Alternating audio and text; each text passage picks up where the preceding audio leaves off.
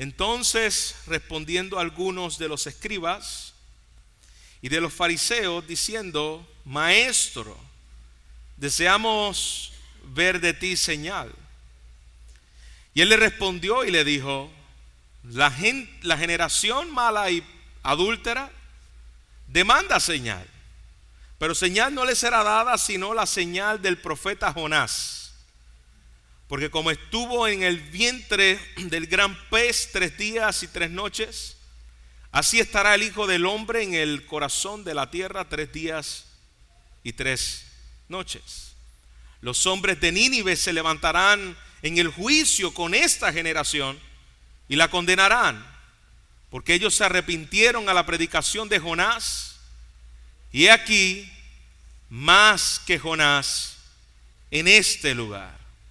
La reina del sur se levantará en el juicio con esta generación y la condenará, porque ella vino desde los confines de la tierra para oír la sabiduría de Salomón, y he aquí más que Salomón en este lugar. Cuando el espíritu inmundo sale del hombre, anda por lugares secos, buscando reposo y no lo halla. Entonces dice: volveré a mi casa de donde salí. Y cuando llega, la halla desocupada y barrida y adornada. Entonces va y toma consigo otros 7 espíritus peores que él, y entrados moran allí. Y el postrer estado de aquel hombre viene a ser peor que el primero. Así acontecerá a esta mala generación. Mientras él aún hablaba, a la gente, he aquí su madre y sus hermanos estaban afuera y le querían hablar. Y él le dijo a uno: he aquí tu madre, tus hermanos están afuera y te quieren hablar. Respondiendo él al que le decía esto, dijo: ¿quién es mi madre? ¿Quiénes son mis hermanos? Y él, extendiendo su mano hacia sus discípulos, dijo: he aquí mi madre y mis hermanos, porque todo aquel que hace la voluntad de mi Padre que está en los cielos, ese es mi hermano y hermana y madre. Padre, gracias por una vez más dejarnos abrir tu palabra. Queremos escucharte a ti por medio de la misma, que tú ministres al corazón del predicador, Señor, y de los que escuchan tu palabra. Señor, danos entendimiento, claridad en nuestra mente, y Espíritu Santo de Dios, que estás en medio de tu iglesia y en tu iglesia, háblanos, confróntanos, despiértanos y aseméjanos a la imagen de tu Hijo Jesús. Te lo rogamos en Cristo Jesús.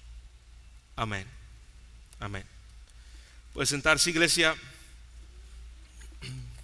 Me vino a la memoria al estudiar este pasaje cuando compramos nuestra primera casa en el estado de Utah.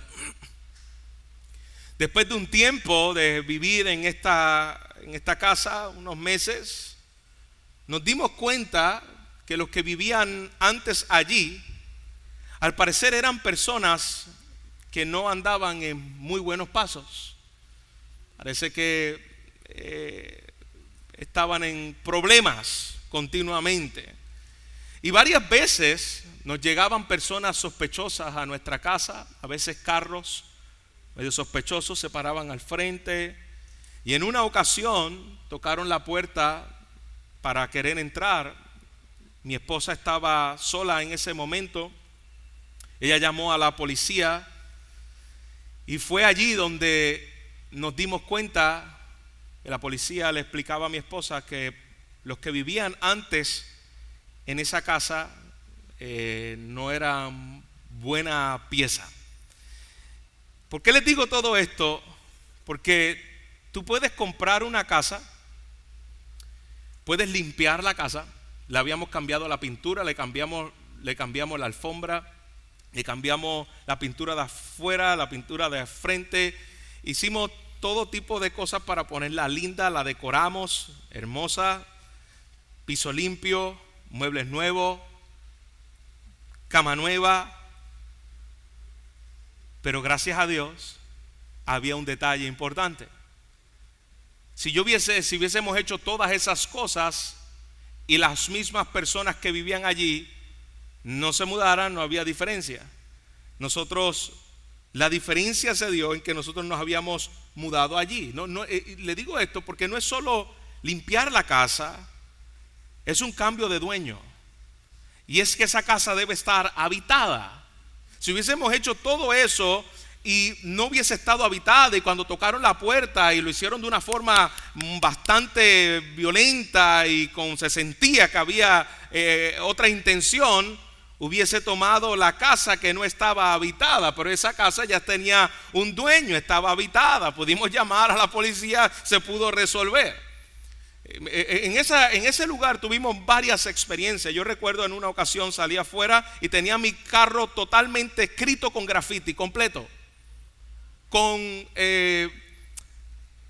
¿cómo se llama? Señales, símbolos de pandillas. Y lo hicieron en el carro, pero no solamente lo hicieron en el carro, lo hicieron al frente también de nuestra casa. Así que estábamos fichados por las pandillas. No sé a quién estaban buscando, pero esa casa tenía un dueño diferente. Eso es exactamente lo que Jesús está enseñando aquí en Mateo capítulo 12. No basta simplemente con limpiar el hogar, no basta simplemente con portarme mejor. Si Cristo no toma posesión del corazón, el lugar vacío va a ser apoderado por algo peor de lo que estaba antes. La buena noticia de este pasaje es que cuando Cristo entra en la casa, Él no solamente cambia la cerradura de la casa, Él firma un contrato de propiedad con su sangre y nadie puede desalojarnos jamás de allí. Esa es la buena noticia. La buena noticia es que Cristo nos ha comprado y ha comprado a su pueblo. Ahora bien, habiendo dicho esto, volviendo al contexto en el cual nos encontramos la semana pasada, vimos que Jesús lo estaban acusando de echar demonios por el príncipe de los demonios llamado Belcebú. Eso lo vimos la semana pasada. Acusaban a Jesús de que sus milagros no eran auténticos milagros. Y mira la desfachatez, y hasta suena un poco chistoso cuando leemos el versículo 38. Mira lo que dice. Entonces, respondiendo algunos de los escribas y de los fariseos, diciendo: Maestro, deseamos de ti, ¿qué? Señal. ¿En serio están diciendo que están deseando señal? Cuando Jesús acababa de sanar enfermos, dar vista a los ciegos, resucitar a los muertos, ellos acababan de ver milagros tras milagro, y ellos todavía le están diciendo a Jesús: danos una señal. ¿Qué más señal? Si todo lo que tenían que ver y experimentar ya lo habían visto. Y vinieron con hipocresía. Esta es la hipocresía religiosa. Maestro. Y le exigen, la palabra que utiliza, le demanda señal. Deseamos. Hay una versión que dice: exigimos de ti señal.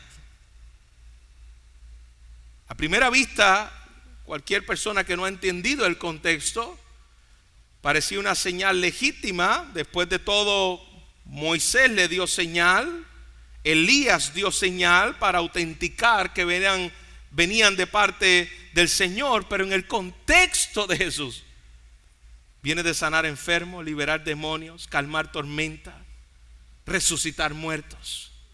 Pedir una señal simplemente era decir: tú no me eres suficiente. Yo sé que yo he visto estas señales, pero yo quiero más señales.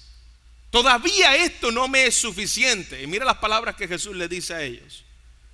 La generación mala y adúltera es la que demanda señal. Pablo en una ocasión dice, los judíos piden señales, los griegos piden sabiduría, mas Cristo es poder de Dios y sabiduría de Dios. Los judíos pedían continuamente señales, no porque no las vieran, es porque ninguna era suficiente. Y Jesús le dice, esa generación, ¿qué generación? Esa generación de judíos a los que le está hablando, es mala y es adúltera. Fíjate bien, los que demandan señales, Jesús dice, es una generación adúltera y mala.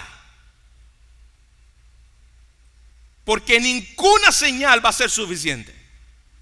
Si me das esto, mañana yo quiero otra, yo quiero otra, yo quiero otra, porque yo quiero amoldear a ese Jesús a mis expectativas, a mis deseos, a mis anhelos, a mis caprichos. Y la expresión que utiliza Jesús es fuertísima, mala y adúltera. ¿Y de dónde Jesús está sacando esa expresión? Generación mala y adúltera. Él está conectándolo con el Antiguo Testamento. En el Antiguo Testamento, Israel era llamada la adúltera cuando se prostituía con sus dioses paganos, cuando se iba en pos de los Baales, cuando abandona a Dios y cuando busca seguridad en otros dioses. Israel es conocida en el Antiguo Pacto como, dice el libro de Oseas capítulo 3 versículo 1, como la ramera. Se prostituía en pos de sus ídolos. ¿Y qué hizo Dios? Ese es el cuadro de una analogía que utiliza Dios para hablar al pueblo de Israel. Ve y cásate con una ramera. ¿Qué representaba esa ramera? Al pueblo de Israel. ¿Quién era? Hermano, esta parte va a ser bien importante para entender el hilo conductor de Mateo cuando lleguemos luego a Mateo capítulo 24 y cuando lleguemos luego al capítulo 25 del libro de Mateo. La ramera, la que se había ido en pos de los dioses, y Oseas era una representación de la misericordia ni de la gracia del pueblo de Dios para con su pueblo. Él le dice, la petición de señales es un acto de incredulidad y de adulterio espiritual. Perdón, ¿por qué adulterio espiritual? Ahora viene la alerta Chandia. Por favor, apáguelo lo antes que pueda. El adulterio espiritual viene precisamente por causa de que ellos no estaban satisfechos con Dios. Ellos no estaban satisfechos con Jesús. Ellos que estaban buscando en otro lugar, en otra cosa, poder ser saciados. Y esa es la incredulidad, ese es el adulterio que el pueblo estaba cometiendo. Ustedes han recibido de mí, han visto de mí, pero el problema de ustedes es que no quieren que yo señoree sobre sus vidas. Eso no es diferente al tiempo presente, hermanos. Yo quiero a un Jesús que tome mi cruz y me siga a mí. Yo quiero un Jesús que satisfaga mis caprichos. Yo quiero un Jesús que pueda resolverme los problemas que yo quiero aquí y ahora. Y le demandamos señal. ¿Se da cuenta? Los únicos que le demandan señales son la generación perversa, mala. Mira cómo lo dice, mala y adúltera. Mala porque ¿a quién le acuerda a usted a un personaje que le demandó señal a Jesús? ¿Qué otro personaje de la escritura le demandó señal a Jesús? Satanás. Si tú eres el Hijo de Dios, convierte esas piedras en pan. Ve la asociación de lo maligno y perverso del pueblo de Israel asociado al mismo Satanás. Si tú eres el Hijo de Dios, tírate de este edificio porque ángeles van a venir a socorrerte. Si tú eres el Hijo de Dios, póstrate ante mí para darte los reinos del mundo. Esa es la incredulidad que pide señales. Le demanda señal, le dice: haz esto aquí y ahora. ¿Se da cuenta? Señal de maldad y adulterio espiritual, porque Jesús no me satisface. Yo quiero a un Jesús que se someta a mis deseos, pero yo no quiero someterme al señorío de Él. Yo no quiero obedecerle a Él. Yo quiero hacerlo a mi manera. Y hermano, en la vida cristiana no se vive a tu manera. La vida cristiana es a la manera de Dios, es a la manera de Jesús. Hay un rey que gobierna. Hay una sujeción que tener. Yo he escuchado a personas decir, y mayormente a este tipo, a grupo de a veces hermanas que están acostumbradas a estar solteras toda la vida, llevan tantos años solteras: yo no me someto a nadie. Ajá. No te sometes a nadie. Pues la Biblia habla de orden de sujeción. La Biblia habla de orden de establecimiento. Él es Señor primeramente sobre tu vida. Y dos, ha dejado un orden establecido en el diseño de Dios, que te ha dejado un esposo allí. Bueno, si no tienes esposo, te ha dejado líderes espirituales. Y si no sabes lo que es orden de sujeción, Jesús dice: malo y perverso, porque tú no has visto lo que es el reino de Dios estableciéndose en el corazón. Tú quieres un Jesús a tu manera y a tu forma. Y Jesús señala dos ejemplos. El primer ejemplo, le dice el ejemplo de Jonás. Así como Jonás estuvo 3 días en el vientre del gran pez, así él estará 3 días en la tierra. No le daré señal, sino la señal de Jonás. ¿Qué es lo que está diciéndole Jesús? Señales ustedes han tenido de más, pero la única señal que yo le voy a dar es la señal de mi muerte y mi resurrección. Esa es la gran señal. Si no pueden creer por mi muerte y mi resurrección, no van a creer por ninguna otra cosa que yo pueda hacer entre ustedes. Y le da el ejemplo de los ninivitas. Y dice: ellos se arrepintieron ante la predicación de Jonás. Y mira cómo fue la predicación de Jonás. Dios le dice: ve a Nínive. Y él va a otro lugar lejos de Nínive. Él no quiere ir a donde Dios lo envió. Ve y predica el arrepentimiento. Y él dice: no, yo no quiero que tú lo salves. Con todo y eso, Dios sigue trabajando y lo lleva. Y refunfuñando todavía llega allí a Nínive. Predica y la gente se salva. Jesús está diciendo: ellos se salvaron con un profeta que no querían ir donde ellos. He aquí uno mayor que Jonás. He aquí el perfecto Jonás. He aquí lo que Jonás se supone que hiciera. Él no se negó, no se rehusó para predicarle, ni solamente para predicarle. Él no se rehusó para morir en el lugar de los pecadores. He aquí uno mayor que Jonás. La señal que yo le daré es la señal de la resurrección. Y si los ninivitas se arrepintieron ante la predicación de Jonás, he aquí uno más grande que Jonás en medio de ustedes.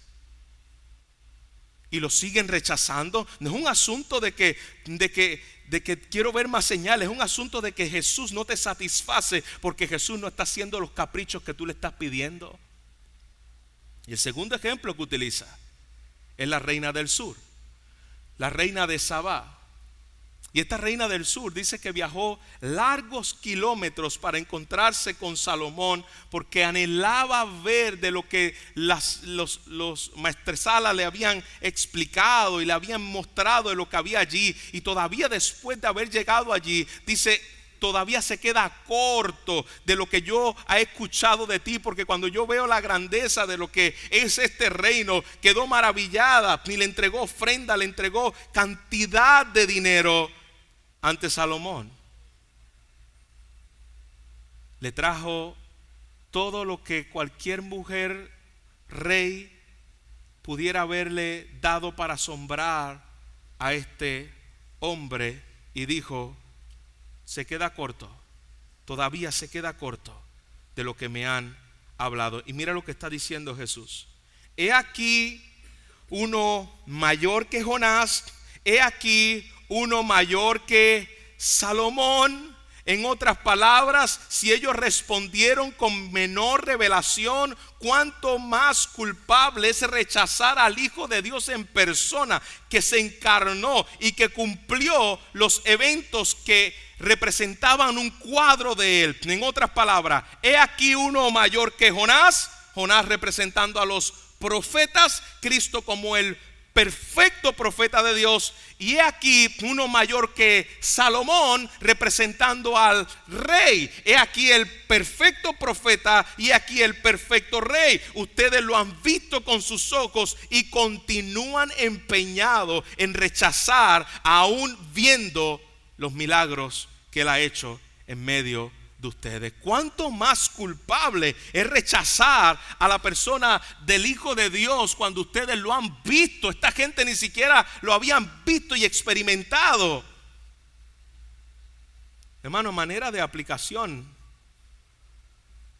no somos diferentes a veces a esta generación adúltera y perversa del pueblo de Israel. No somos diferentes pidiendo señales. Si Dios existe, que me lo demuestre. La fe cristiana no es en base a pruebas, hermanos. Porque cuántas pruebas hemos tenido y han tenido los hombres y lo siguen rechazando. Tuvieron a Jesús de frente. ¿Qué más prueba que esa? Ni lo siguieron rechazando. Usted no piense que si usted hubiese vivido en el tiempo de Jesús también hubiese sido de los que hubieran creído fácilmente. Probablemente hubiese sido de los mismos endurecidos también como estos hombres, que no podían ver con milagros tras milagros y seguían endurecidos en su corazón. Ya les di la señal, y esta señal va a ser la resurrección y la muerte de Cristo. Si esto no es suficiente, nada será suficiente. Si tú quieres saber que Dios te ama, no pidas señal, mira la cruz. Si tú quieres saber si hay vida después de la muerte, no pidas señal, mira el sepulcro. Si tú quieres prueba de que Cristo es el Señor, mira la resurrección de los muertos. No pidas señal, ahí está. Mira la tumba vacía, mira que venció la muerte en la cruz del Calvario, míralo a Él. Y Jesús pasa de una advertencia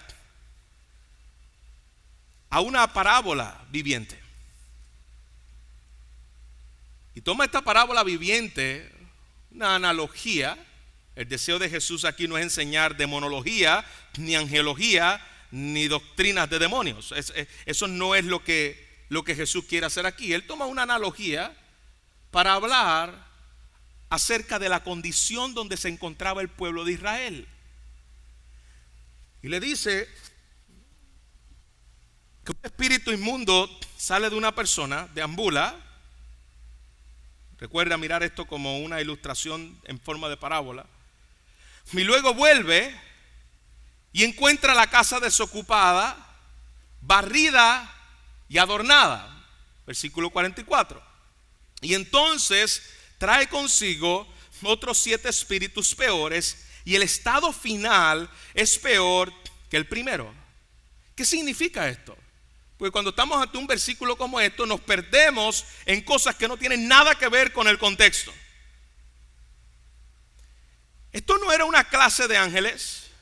Esto era la enseñanza del corazón de los hombres. Israel había experimentado una limpieza espiritual. Israel había vivido cerca del ministerio de Juan el Bautista. Había muchos que se habían arrepentido, habían bautismos que se estaban haciendo, habían confesión de pecado. Sin embargo, cuando llegó Cristo no lo recibieron.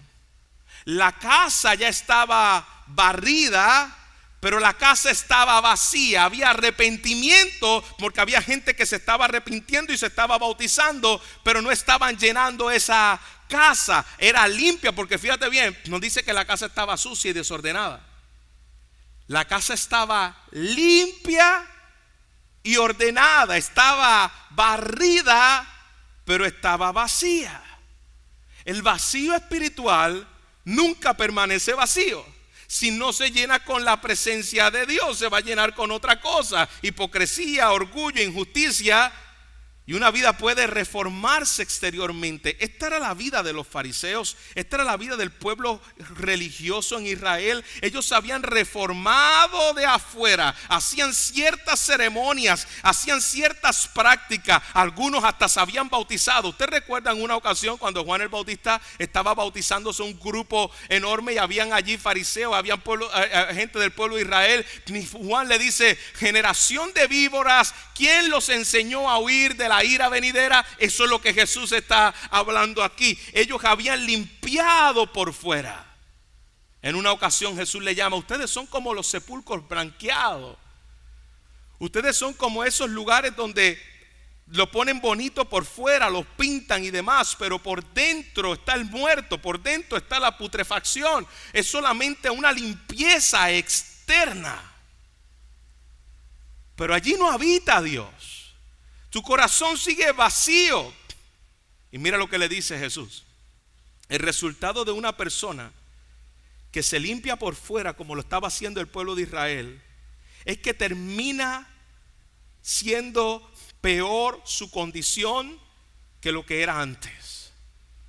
El resultado es peor de lo que eran antes, porque una vida aparentemente ordenada, pero espiritualmente muerta, está expuesta a un mal mayor, como veíamos en la clase de esta mañana. Teníamos a un Nicodemo. Nicodemo era un hombre que era principal en la sinagoga, era un fariseo, era uno que pertenecía al Sanedrín y no había nacido de nuevo, estaba muerto. Conocía la Biblia, tenía la Biblia en la cabeza, pero no tenía a Jesús en el corazón. ¿Se da cuenta? Jesús dice: este tipo de persona, este tipo de condición viene a ser peor que la primera, porque en la primera tú te das cuenta de que tú estás perdido. Una persona que está sin venir a la iglesia, sin exponerse a los medios de gracia, ellos saben, cuando tú hablas con ellos, la mayoría de personas, ellos dicen: yo sé que si yo me muero yo voy para el infierno. No, lo dicen con sus labios, pero no saben la magnitud de lo que eso significa. Ahora bien, este tipo de personas, que esta casa barrida y limpia, se creen que están bien con Dios porque están haciendo actos de limpieza superficial exterior. Están tan centrados en una reforma exterior cuando su mayor necesidad es la de un nuevo corazón, y como resultado se vuelven más susceptibles al enemigo. El enemigo no le importa que tú seas un buen moralista, siempre y cuando Cristo no es el centro de tu vida, siempre y cuando tú no hayas nacido de nuevo. No importa si tú eres un buen moralista, no importa si tú eres un buen lector de la escritura, no importa si tú eres un hombre que pueda orar, no importa si eres una persona que te congregas continuamente, siempre y cuando te mantengas en tus normas morales, viviendo de la apariencia, pero tu corazón vacío de Cristo porque no has sido regenerado, entonces yo no tengo ningún problema, sigue en esa religión. Es lo que Jesús le dijo en una ocasión a los fariseos: después de recorrer cielo y mar, buscando de hacer un prosélito, es decir, un pagano que se convierte al Dios de Israel, después que se vuelve y haces el proselitismo, los vuelve 2 veces más hijos del infierno de lo que eran antes. Porque piensa ahora que está bien por su limpieza exterior, pero te vuelves peor, porque te vuelves cada vez más endurecido. Eso es peor. Es decir, este pecado donde está Jesús hablándole a este pueblo religioso es peor que estar en un prostíbulo. Es peor que estar en un narcotráfico. Es peor que ser un asesino en serie. Esto que está diciendo Jesús es peor. ¿Por qué es peor? Porque este te pone una anestesia, te seda, una anestesia religiosa, y te hace pensar que estás bien, y tu corazón está tan endurecido que lo que te vuelves es casa poseída por Satanás, porque tú no puedes ver tu condición espiritual. Así estaban el pueblo de Israel. Jesús no tenía problema en decírselo. En una ocasión le dijeron a Jesús: Jesús les dice a ellos: si ustedes que se jactan de ser hijos de vuestro padre Abraham, si fueran hijos de vuestro padre Abraham, las obras de vuestro padre Abraham harías. Pero vosotros sois hijos del diablo, porque las obras del diablo son las que hace. ¿A quién le está hablando Jesús? A estos mismos religiosos que tenían la casa limpia por fuera, pero por dentro su corazón estaba entenebrecido. Tu condición va a ser peor de lo que eras cuando no tenías nada de religión. Palabra seria. Es lo que dice segunda de Pedro capítulo 2 versículo 20. Ciertamente, si habiéndose ellos escapado de la contaminación del mundo por el conocimiento del Señor Jesucristo, enredándose otra vez en ellos, son vencidos, su postrer estado viene a ser peor que el primero, porque escucharon y lo rechazaron. Versículo 21 de segunda de Pedro capítulo 2. Porque mejor les hubiera sido no haber conocido el camino de la justicia, que después de haberlo conocido volverse atrás del santo mandamiento que les fue dado. Pero le ha acontecido lo del verdadero proverbio: el perro vuelve a su vómito y la puerca a revolcarse en su seno. No había fruto de arrepentimiento. No había el fruto que mostró Dios en la vida de Zaqueo cuando lo salvó. No había fruto de que yo le robé y yo se lo devuelvo otra vez y se lo devuelvo multiplicado a esta persona que le robé. Eso es fruto digno de arrepentimiento.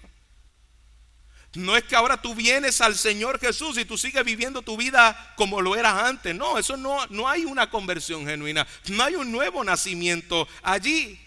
Debe haber fruto de justicia, debe haber fruto de gratitud, debe haber fruto del Espíritu. Debe mirarse en una persona nacida de nuevo el fruto de la evidencia del Espíritu Santo en su vida. Mientras tanto, tu condición es peor que cuando estabas revolcándote en el pecado, porque ahora estás tan endurecido que rechazas a Jesús pensando que estás bien, sustituyéndolo con limpieza superficial y religiosa. Esto es palabra fuerte. Para vivir de esta manera, mejor revuélcate en el mundo. Para vivir de esta manera, en esta hipocresía, no puedes vivir limpiándote de apariencia, pero con un corazón vacío de Jesús. Pensando que ahora esas cosas, yo vengo a la iglesia porque pues yo tengo que venir a la iglesia, yo quiero que me vaya bien, yo quiero que mi Aladino supremo y todopoderoso que está en el cielo me cumpla cuando yo le flote la lámpara.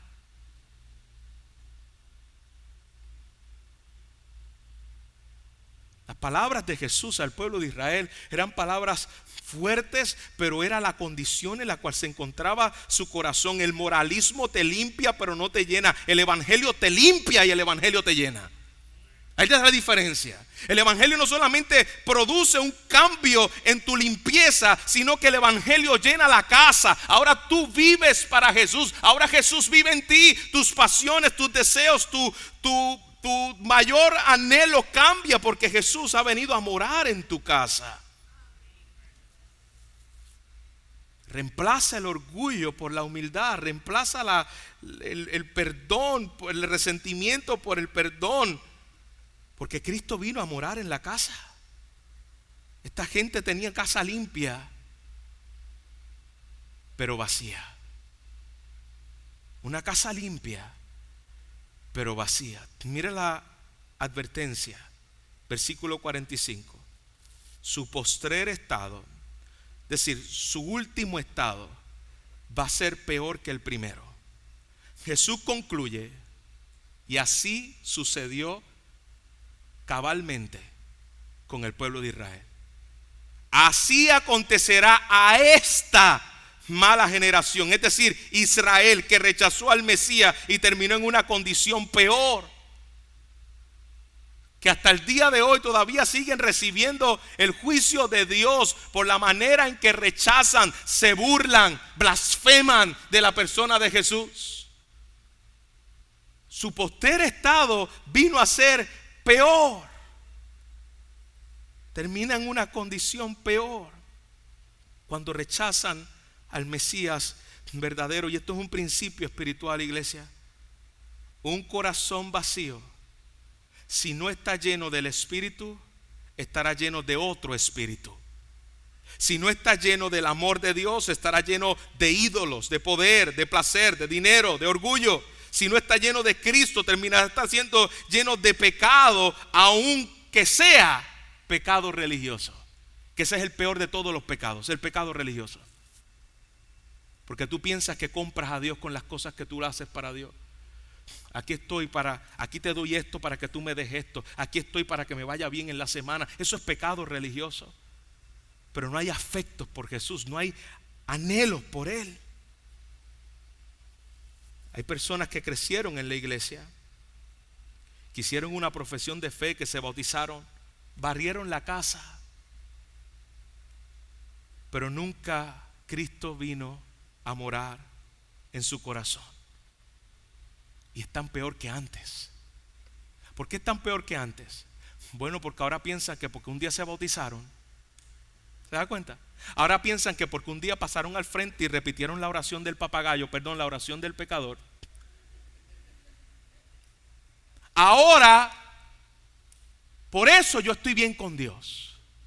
Es que un día yo pasé al frente, es que un día a mí me bautizaron de chiquito, es que un día yo me bauticé. Tú puedes hacer todas estas cosas que son necesarias de hacer, porque Jesús nos manda a hacerlas. Sin embargo, Jesús no morara en tu corazón. No había un arrepentimiento genuino. Hermanos, no, como vimos la semana pasada, no existe neutralidad espiritual. Si Cristo habita en ti, no, el enemigo habita en ti. Pero la casa está habitada por alguien.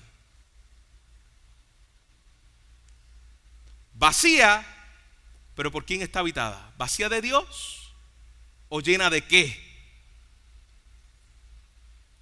Eso lo podemos ver en las rehabilitaciones, ¿no? Un hombre va a rehabilitarse, deja la droga, recupera su vida, recupera su familia, pero como nunca llenó su corazón Cristo, al poco tiempo cae en algo peor: orgullo, manipulación, violencia, y su estado viene a ser peor que el primero. En ese contexto, no es por causa de tu vida religiosa donde te criaste, Israel, no es por causa de tu linaje ni de la tribu que tú vienes, Israel, no es por causa de lo que tú has experimentado en el pasado, que conoces la Torá, Israel, es por causa de que tú tienes que nacer de nuevo. Y mira lo que Jesús le dice. Ahora todo hace sentido cuando Jesús le dice estas palabras a los que están alrededor. Jesús hace una pregunta.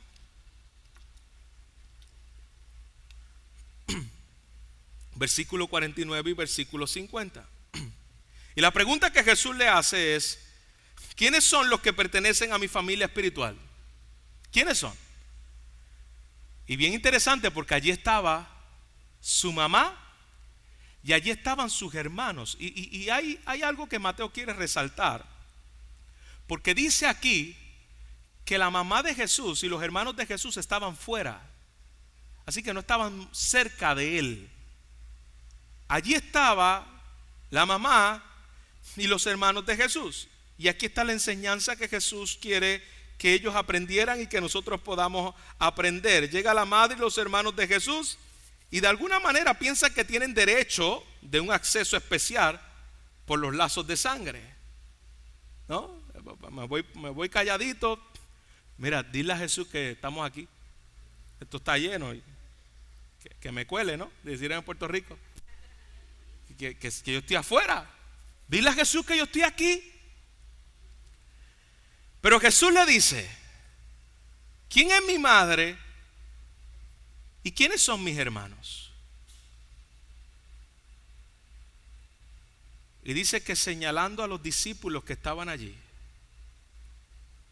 Dice, cualquiera que hace la voluntad de mi Padre que está en los cielos, este es mi hermano, mi hermana y mi madre. Aquí Jesús revela la verdadera solución del problema del vacío espiritual. Tu problema de vacío espiritual se resuelve cuando eres adoptado en la familia de Dios. Tu problema de vacío espiritual es cuando tú eres nacido de nuevo, no cuando limpias tu casa, no por tu herencia religiosa, no porque hayas transformado ciertas áreas de tu hogar. La casa tiene que ser llena, pero para ser llena tú tienes que pertenecer a la familia de Dios, y esa familia no es por linaje, esa familia es por un milagro que Dios hace en el corazón del hombre. Te es necesario nacer de nuevo. Te es necesario pertenecer a mi familia, no por tu religiosidad. Es tener una relación con tu Padre por medio de Cristo. No porque te jactes de que eres hijo de Abraham. Tienes que nacer de nuevo. No es portarte bien, es ser regenerado. Es que el Espíritu Santo te posee. Y cuando el Espíritu Santo te posee, eso se ve. Eso se mira. No es aparentar limpieza, experimentar la plenitud de Cristo en nuestra vida. Y Jesús le está haciendo ver que los que son verdaderamente hijos de Dios no es por medio de una profesión de fe, es una posesión de fe. Esos son los verdaderos hijos de Dios, los que poseen a Cristo, no los que profesan a Cristo. Es necesario profesarlo, sí es necesario profesarlo, es necesario profesarlo públicamente por medio de las aguas bautismales, pero no es la profesión de fe, es la posesión de esa fe. ¿Y cómo llego a ser hijo de Dios?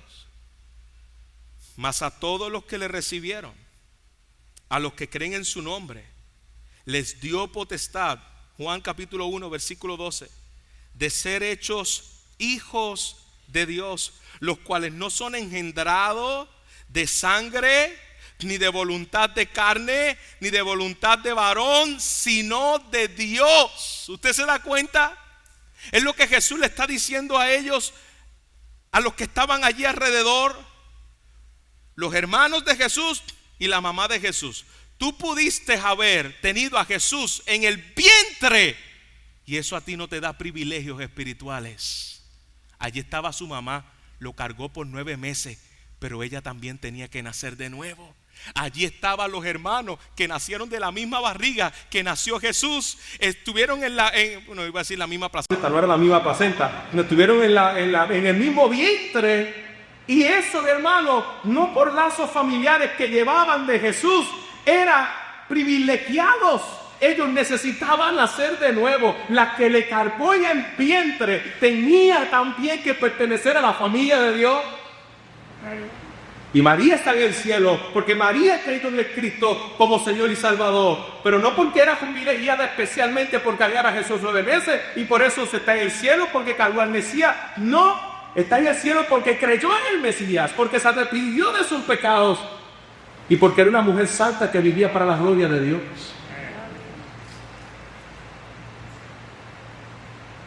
Los cuales no son engendrados de sangre, ni de voluntad de carne, ni de voluntad de varón, sino de Dios. Es una obra de Dios.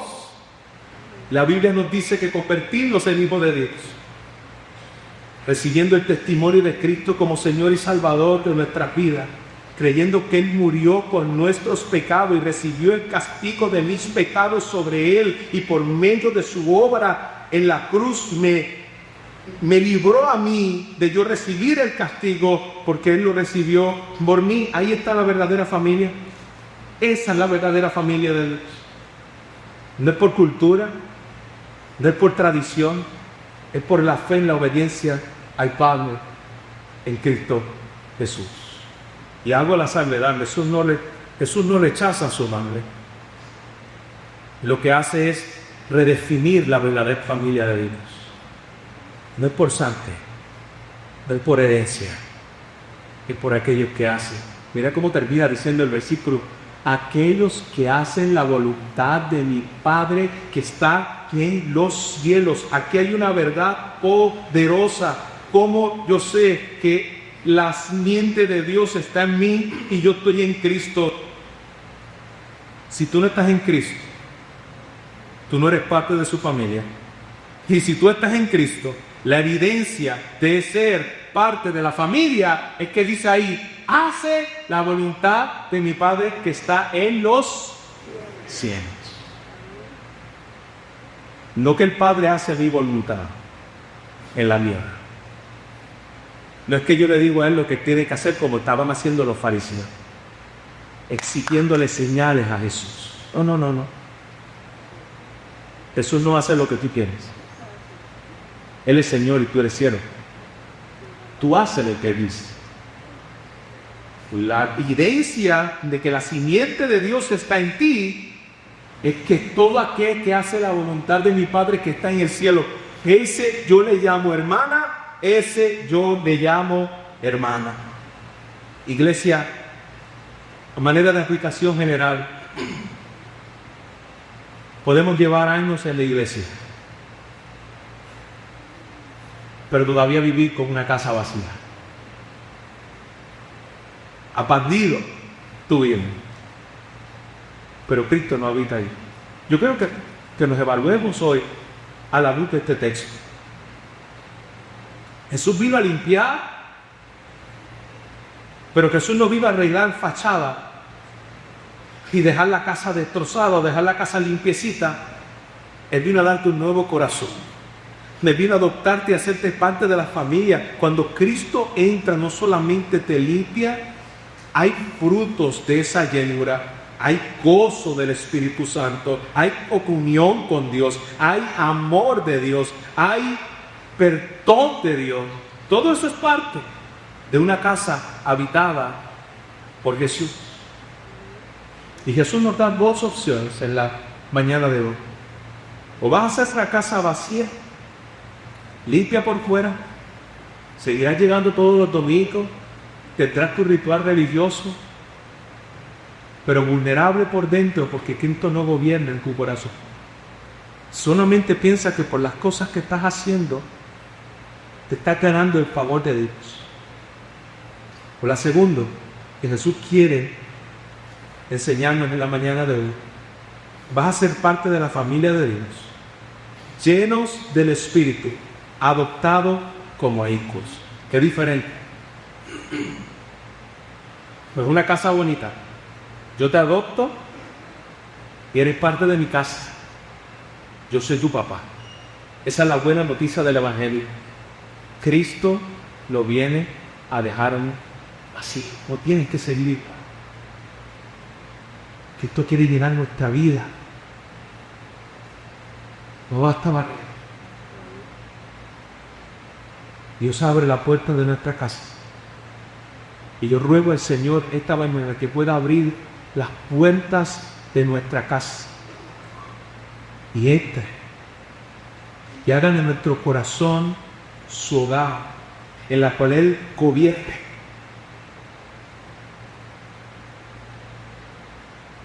Sin fachadas, sin moralidad religiosa, sin disciplina vacías, porque puedo tener un sinnúmero de disciplina vacío por dentro.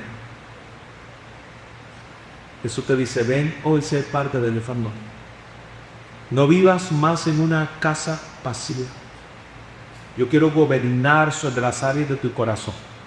Yo quiero que te sometas a mi señorío y que me puedas ver a mí como el deleite y el disfrute de tu corazón. Que el Señor nos ayude, iglesias, a mirarnos, examinarnos, arrepentirnos y a poder vivir como una casa llena, no adornada de religión, llena de ti. Padre, te doy gracias. Gracias por tu palabra en esta mañana.